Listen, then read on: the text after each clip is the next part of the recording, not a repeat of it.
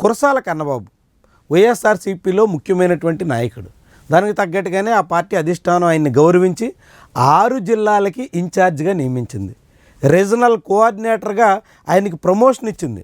కానీ ఆయన సొంత నియోజకవర్గంలో 6 ఎంపీటీసీలని కాపాడుకోలేక చేతులెత్తేశారు. రాష్ట్రమంతా స్థానిక సంస్థల ఎన్నికల్లో వైఎస్ఆర్సీపీ గట్టిగా పోరాడింది.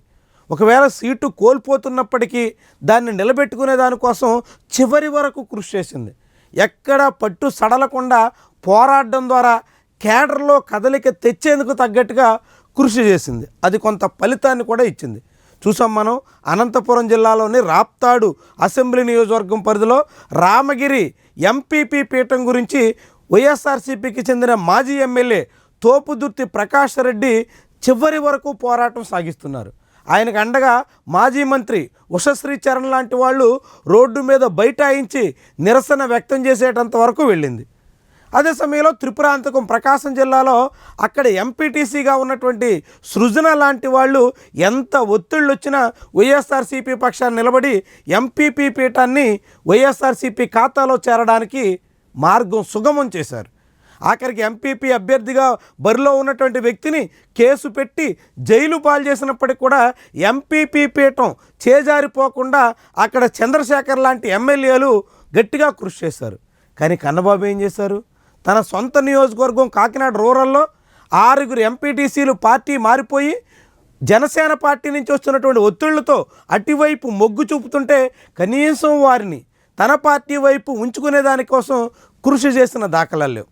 ఎంపీటీసీలు చేజారిపోకుండా నిలబెట్టుకోవడానికి ఆయన ప్రయత్నించిన పాపాన పోలేదు. అంటే 6 జిల్లాల ఇన్ఛార్జ్ హోదా కట్టబెడితే సొంత నియోజకవర్గంలో 6 ఎంపీటీసీలను కాపాడుకోవడంలో ఫెయిల్ అయినట్టుగా కన్నబాబు తీరు కనిపిస్తుంది. మరి దేనికి సంకేతం? ఆయన్నేమో నమ్మి పార్టీ అధ్యక్షుడు కీలకమైనటువంటి పదవి అప్పగిస్తే సొంత నియోజకవర్గాన్ని ఆయన గాలికి వదిలేసినట్టుగా భావిస్తున్నారు. భవిష్యత్తులో కాకినాడ రూరల్ నియోజకవర్గం మీద కన్నబాబు దృష్టి లేదు కాబట్టి అక్కడ ఎంపీపీ పీఠం జనసేన తన్నుకుపోతున్నా ఆయన చూస్తూ ఉండిపోయారా అనేటువంటి ప్రశ్న ఉదయిస్తుంది.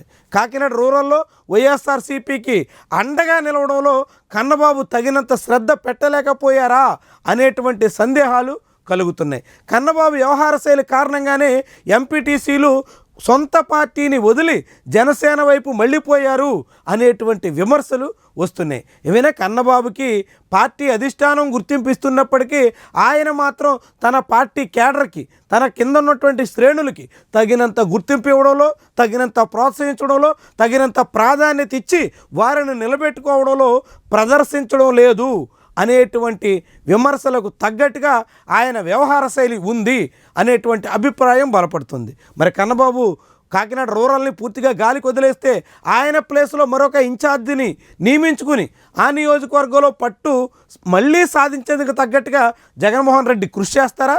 లేకుంటే 6 జిల్లాల ఇన్ఛార్జ్ హోదా అప్పగించారు కాబట్టి తన సొంత నియోజకవర్గం ఏవైపోయినా పర్లేదని కన్నబాబు తన ధోరణిలో తాను సాగుతుంటే ఆ నియోజకవర్గాన్ని వైఎస్ఆర్సీపీ జనసేనకు అప్పగించే రీతిలో సాగుతుందా?